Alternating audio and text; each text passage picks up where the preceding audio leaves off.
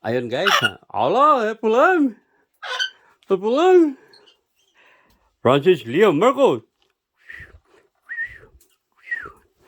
Ngayon guys, at mag-update po tayo.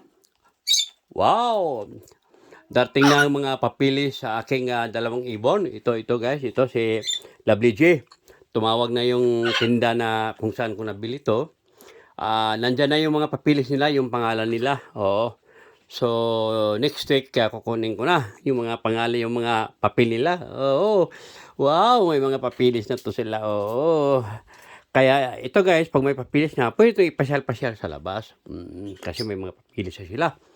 So, wow, thanks God. So, doon na malaman yung ano. Pero ito, babae talaga to. Si Lovely J. Ayawan ko lang si Lucy, oo. Yan. Thank you, Lord.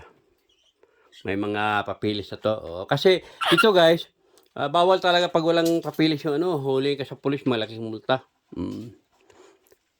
Ito din sila, actually, ang original ito, dalawa lang to sila. May papilis ito. May papilis ito dito. Kaya dumami na sila, pero okay lang yun kasi may final na may papilis man sila dito eh. Oo. Paglipat ko, dadalhin ko dito sila. Ito lang walang papilis, so kumain si Whitey. Ano to, energetic. Whitey! Whitey pa. Paano Whitey? Ano yan si Lovely J.